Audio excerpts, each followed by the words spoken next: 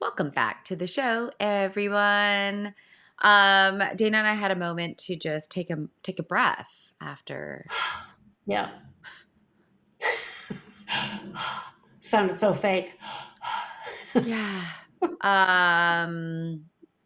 Yeah. So, but Dana, so I brought this up with Dana because this word gets thrown around a lot in progress notes. Yeah. In our circle of psychologists and probably therapists, but really trying to get underneath the idea of resistance. And so what do we mean by resistance?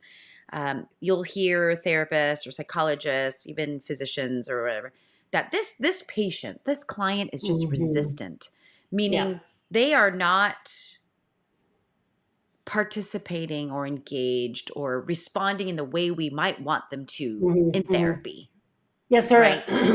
Short verb for saying they're not doing what I want them to do. Yeah. Right.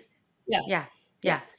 I think this is really interesting in the world of neurodivergence because oftentimes, while a lot of traditional and evidence-based, we've talked about this in other episodes, modalities, while pieces of that can be very, very effective in supporting neurodivergent people, we have to be very, very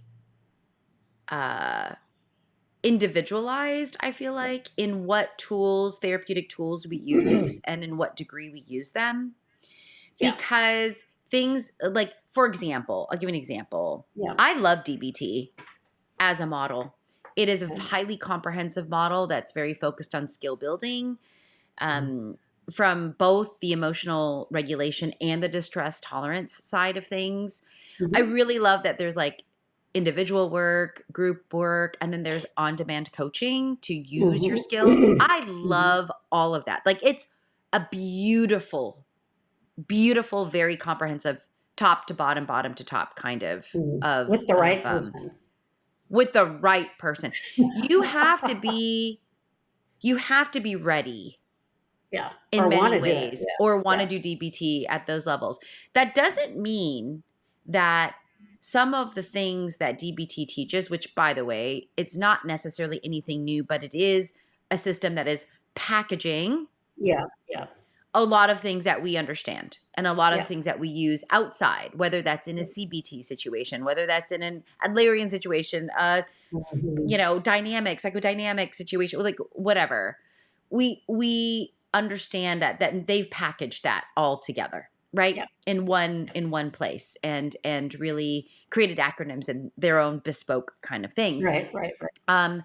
But I often find challenges as a psychologist, even when I'm working in my specialty with where I'm competent, right? Which is with neurodivergent people. And the things that I learned in grad school and the things that I've updated my knowledge in, a good example, I'm certified EMDR and certified in EMDR. EMDR is not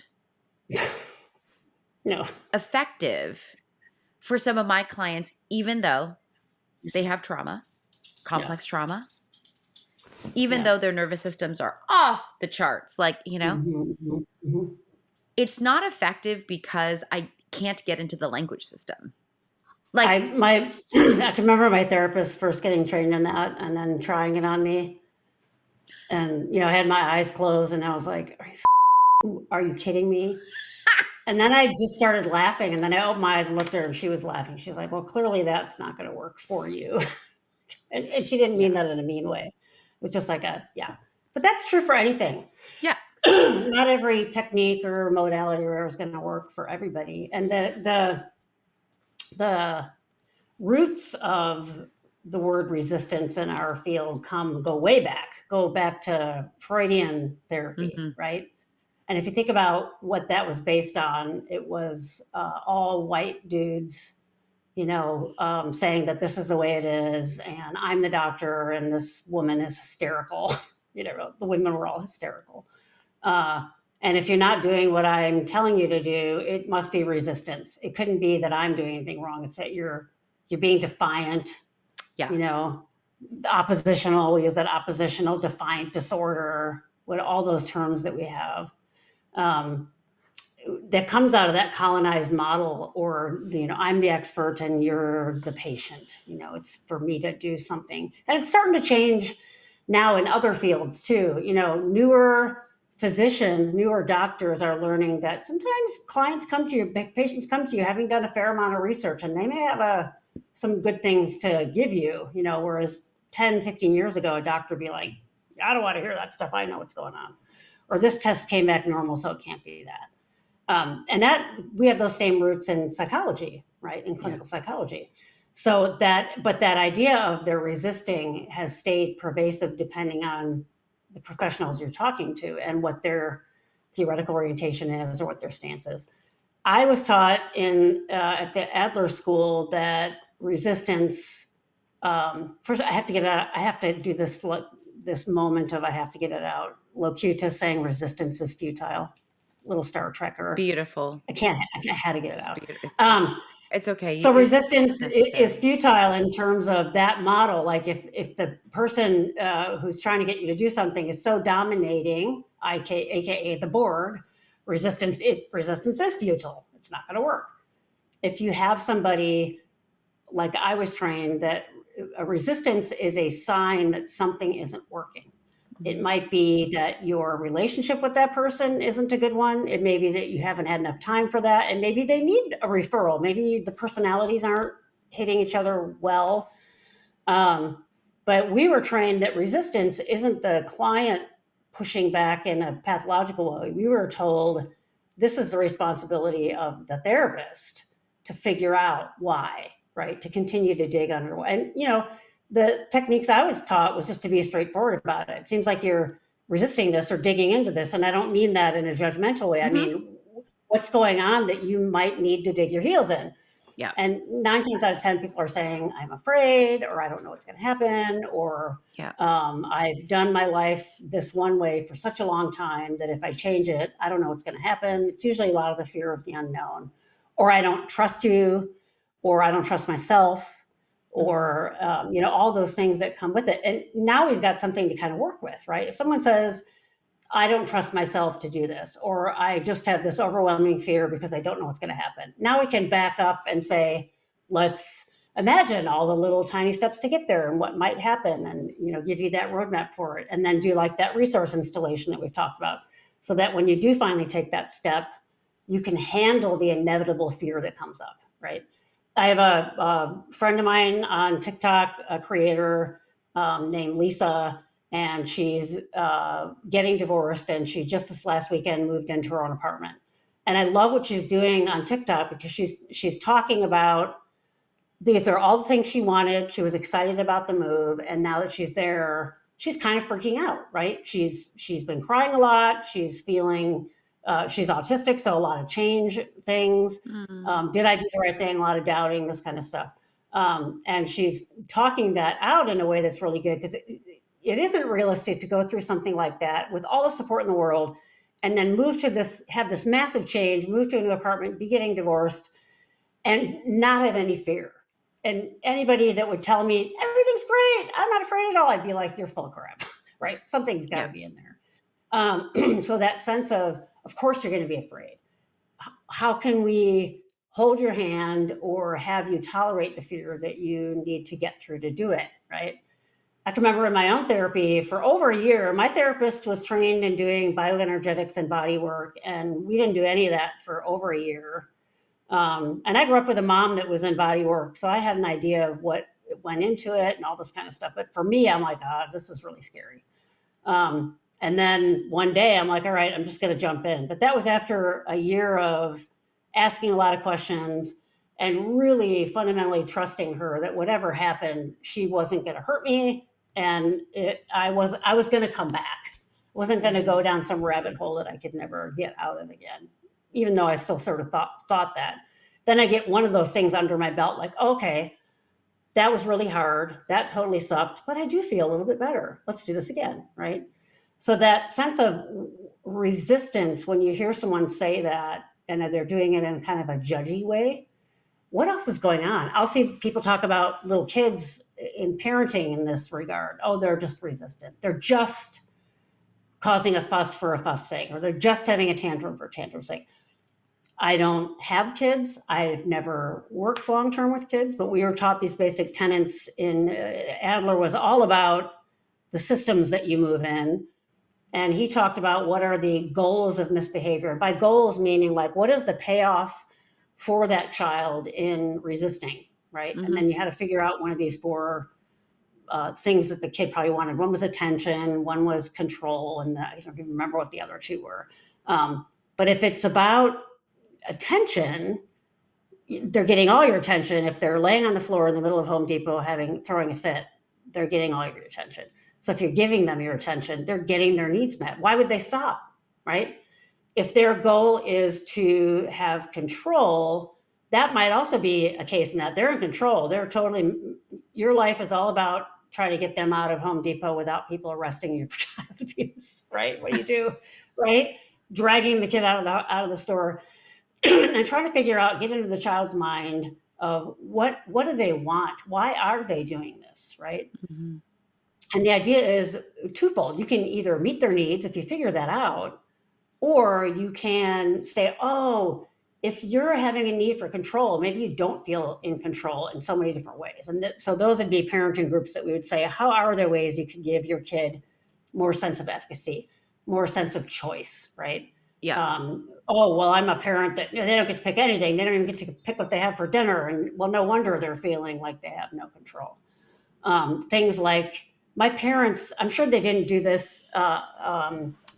deliberately, Uh-huh. but us kids, we had our rooms and it was like our sacred space. Our parents they just didn't go in there. And my room was probably classified as a toxic waste dump at some point when I was a kid because they never went in there. I never remember like washing my sheets at all. There's another issue here. Like the parents are like, they probably should have gone in there anyway. The fact that I had this place that I could go to was like absolute sacrosanct. I'm sure had me feel some degree of control in a childhood where there was all kinds of stuff going on that I had absolutely no control. So that helped, right? And so those are things that you can put in place. If someone says, well, I feel like if I do this thing with you in therapy, I'm going to have to do, if I do it once, you're going to make me do it 100 times. We say, okay, let's unpack that. Let's just have you do it once. I promise I won't make you do it 100 times. And then when they do it once, how was that? What was that like? What would it be like to do it a second time? So you do the sort of minutia of exploring, going to the edge of the cliff. I saw this great video yesterday of someone in the Scottish Highlands where they had the cliffs of Dover or wherever those are that are way up high. And she said, I wanted to look over the edge, but I was really afraid because there's no fence or anything. You see her lay down on the ground and then you see her crawl towards the end and she kind of looks over. And I was like, I love that metaphor, right? Yeah. If you really want to look over the edge, but you're terrified, don't go run up to the edge. Don't stand right on the edge. Don't even stand up and look over the edge. Get down as far as you can, get a lifeline tied to you, and then peek over the edge, right? To me, that's what I was trained. When someone's resisting, there's something like that going on that you haven't uncovered yet. Yep. Do you find, Dana, because as you're describing this, and I'm thinking about my experience as a psychologist, specifically in our very cool population that we're working with. Yeah.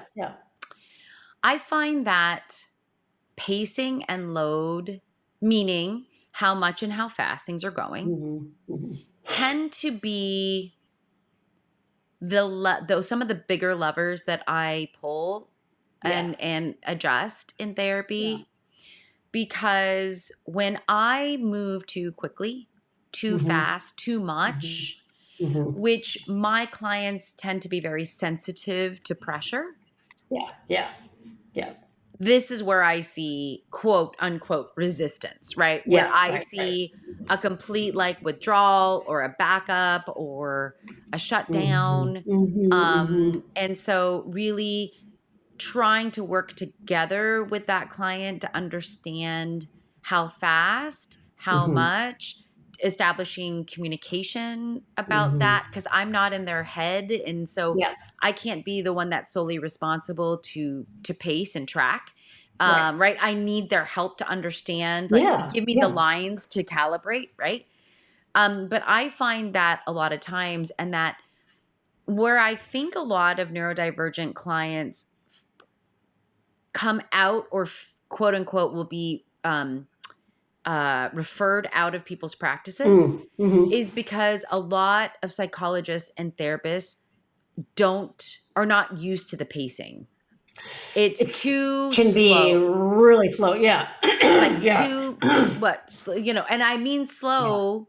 I don't mean that. I don't mean for that to be a derogatory Right. label, It's but that that it's that going up to the cliff at a snail's pace, and yeah. And you have and to me, if going any faster is just going to make you terrified, it's beside the point then. Then I'm just recapitulating, making you do something. Would yeah, much rather have, let's spend 6 months or a year talking about your terror. yeah, We're not going to do anything. We're just going to talk about it, right? And yeah, that is the we've done episodes before on complex trauma. That's the slowness, the deliberateness, the need for that unpacking time to earn that trust, and for that client to even trust themselves to let you help them with something, right? It's a complex interplay with that. yeah. And if I'm the person coming at it from an authoritarian lens and saying, well, you just keep resisting, so forget it, versus I might be doing something wrong. You can see that, like the therapist trying to protect themselves, like, well, I must not be doing anything wrong because I know what I'm doing. I get this with students that I'll supervise. They're like, oh, I screwed up, and I'm like, first of all, you didn't screw up. Second of all, if you think you're never going to screw up and that's the Mm, bar you're setting for yourself, we need to mm, have a talk, because you will. You're mm, never going to do it perfectly. yeah. And they'll say, well, what do I do then? I say, go back to the client and tell them you screwed up. Really? I'm like, you're going to earn more points from that, Yeah. acknowledging the fact that you're like, you know what? I think I went too fast. Yeah. And I will take responsibility for that. And you're right. I'm not perfect. I don't do everything just the right way. I may have said something that set you off or whatever, but let's talk about it. That is what earns that trust. That's what gets that, because you don't get that in real life. That's the difference between friends and family that you love Oh, and yeah. therapists. We will come back and say, wow, that really clearly that did something that I didn't intend, but you had a reaction. Let's talk about it. Right. Yeah. That moment of I said something with a certain tone and how you took it. And then that person will say, oh, I know I took it wrong. No, let's talk about how you took it. Mhm. What switch did that flip for you? Because that's an important switch for us to talk about. Yep. And that takes time, takes a lot of time to do that. I mean, I feel like a lot of times too, I'm in a rapport building phase for a long time with Long time. Yeah. many of the neurodivergent adults I see, especially if Hmm. they have quote unquote failed out of other therapies Yeah. Yeah. over Yeah. and over and over again. And then they get to Right. me and it's like, I'm going to be in therapy. They'll say it to me, oh my God, I'm going to be in therapy forever. They'll Hmm. say that. Hmm. I'm going to be in therapy Hmm. forever. Yeah. You know, Yeah. I Yeah. tend to get kind of sassy with that. I'll be like, "Oh, amazing, right? The nice thing is, though, when they come to you and they say, "Oh, so this thing happened over the weekend," I'll say, "Yeah," and they'll say, X, Y, and Z happened, and I heard you in my head," and I'm like, Yeah, "Yeah," because the idea isn't for me to get into their head, because that voice eventually changes to their own voice, of course. and then they say it, and you're like, "That's what Yeah. we want to do. We're wanting to inoculate you, so you eventually can, go out on your own and do some of those things, and maybe occasionally come for a tune-up if you need it, but." The goal is not to stay in therapy forever. But I've heard this from colleagues of mine where I say, I do long term work, 3 to 5 years minimum. And they'll be like, really? Yes. And I'm like, Yes. yeah. If you're going to work with Yes. that population and afford any real change, that's what you have to do. Right. Well, this is why what's so frustrating about insurance companies is like this Yeah. idea of like you get 12 sessions a year. Yeah. What the hell am I supposed to do in 12 sessions? You can't. You're I just mean, getting to know you. Yeah. right. Yeah. Well, and that like trust is not something that's easily, I don't think, okay, Right. I Right. have two ends of the spectrum. I mean, on the Mm-hmm. spectrum, of the spectrum, on the spectrum, There you which go. is either I got people who take a long time to build trust. I mean, long, Mm-hmm. Mm-hmm. long time to build trust, or they trust too easily. Yeah. Yeah. And they hurt Uh, themselves because and they. they hurt themselves. Both people Do hurt you need to themselves, jump by the off way. this cliff? Great. I'll go. Wah! Right. Yeah. Oh, Yeah. and not like, Yeah. right. Like, so, you know, this idea of resistance, and I love the way you put it earlier, Dana, which is you are not doing what I want you to do. Yeah. Right? Yeah. I am the therapist. I am the psychologist. I know, Yeah. and Yeah. you are not doing what I'm telling you to do. Yeah. So you clearly are not either one, motivated enough to be in Right. therapy, or two, Right. like all of these things that happen when really what you, for those of us that are in this kind of work, it is Mm-hmm. really in modeling, I think sometimes it's in modeling the distress or the discomfort Mm-hmm. of not knowing. Yeah. Yeah. Yeah. Because sometimes I don't know. There Yeah. are clients that they'll do something and I'm like, I don't know. I don't All I understand. know Yeah. is that I don't understand it. And that's why I Yeah. don't know Yeah. what to do. I don't fully understand what is happening. And that's why Yeah. I cannot be helpful here. Yeah. We're not So omnipotent. We can't figure everything out. no. It's not like we have all the secrets and we're just not telling you. Sometimes we don't know. Yeah. It's an older movie now, older, 20 plus years. The Horse Whisperer. Is this a movie you've ever seen? Yeah. Yes, but you've mentioned it before, Dana. Yeah. So, and I always tell my students this: if you're doing trauma work with folks, don't make any sudden movements. And I always think Oh of, my God. for those of you that haven't seen it, there's a horse that has a trauma happens. They can't figure out after that how the horse is just very fearful and aggressive after that, and so they're at their wits end. They don't know what to do, and she takes the horse from the East Coast all the way to Montana to see this guy who's the horse whisperer. Um, and at one point, they've got the horse in a stream. They're doing like hydrotherapy, just trying to get him used to things moving around and stuff like that again. And her cell phone goes off, and the horse freaks out. Surprising, surprise! Goes running off into a field. And Robert Redford, who's the horse whisperer, just walks into the field quietly, probably stands about 200 yards away from the horse, and then just sits down and waits. And you watch in the movie, and it's clear that he's there for hours because you can see the sun setting and starting to set and that kind of stuff. And he just sits and waits. And he doesn't move, he doesn't leave, he doesn't go forward, he doesn't try to coax the horse over, he just sits silently. And the horse slowly comes to him. I'm going to start crying, even I'm such a sucker for stuff like that. The horse Mm-hmm. comes to him and he stands by him. He still doesn't move. And then the horse lowers his head, and he knows the language of horses enough that that's sort of like, okay, I'm relaxing. And he just sort of touches his head and takes his lead rope and slowly leads him out of the field. And as he's going past the person whose cell phone went off, he said, "Don't ever bring your cell phone down here again," or something like that. That in that point in the movie, it's when the horse starts to trust him, right? The horse was always like, "What's the deal with you?" Because the horse knew that was a special person who spoke horse, Mm-hmm. whereas everybody else wasn't. Mm-hmm. And then this movie is worth a watch for those of you queer people out there, because it's Scarlett Johansson's teenage debut, and Mm-hmm. it's got Kristen Scott Thomas in it. So there's all kinds of wonderful things to watch. And for those of you that aren't gay, Robert Redford's adorable. Let's face it. So there's Yeah. lots of good stuff in the movie. Anyway, so there's a scene in the movie where he does have the horse in a corral, and he's been working with the horse for a while, and he gets the horse with a rope to do this thing where the horse bows down, and it is taking control of the horse.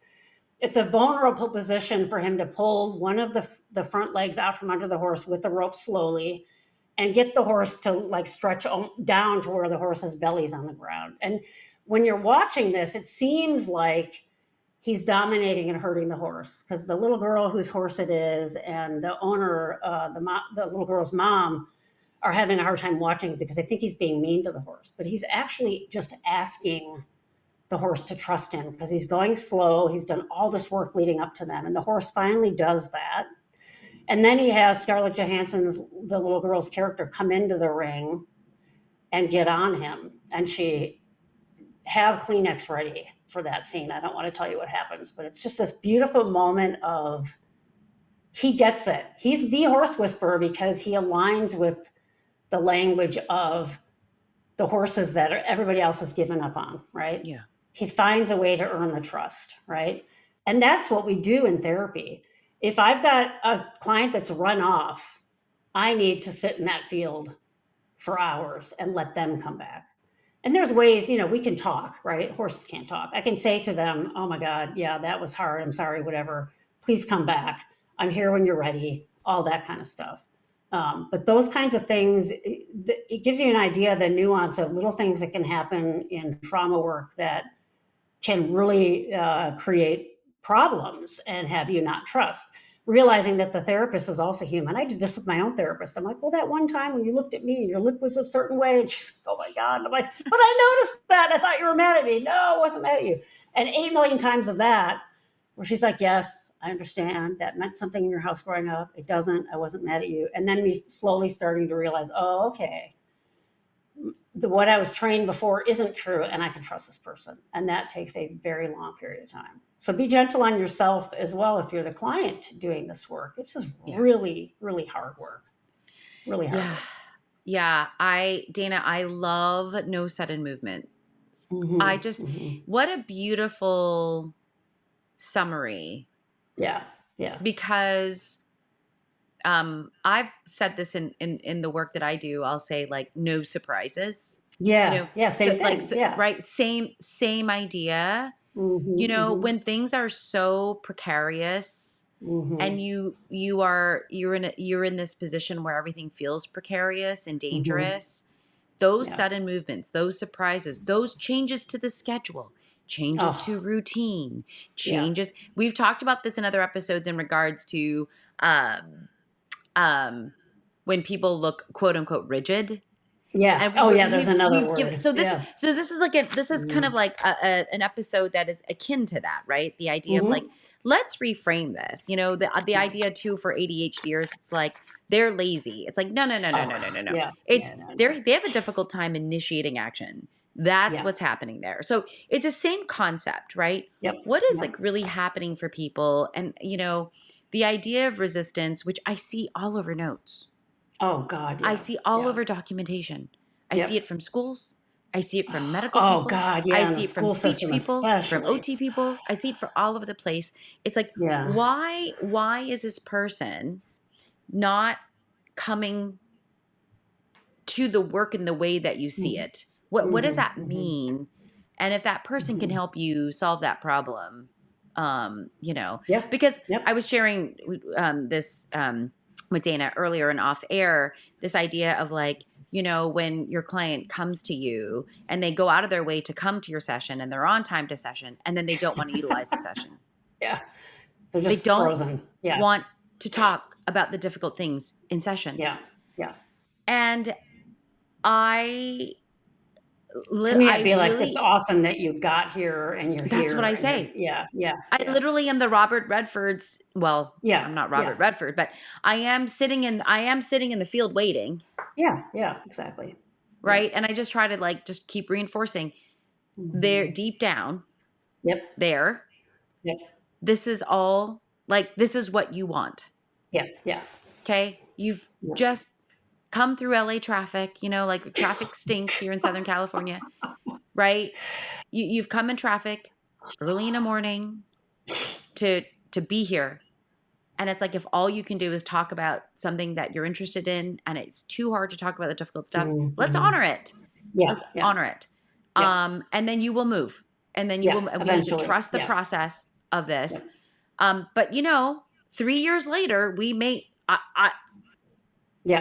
but the way you said it's that, also like, our job to nudge a little bit. It's our job to know when we've been in that phase for a really long time. So can we do a little jump and just see what happens? Can we take a baby step?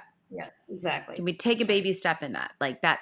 But to honor the pace, to honor those pieces.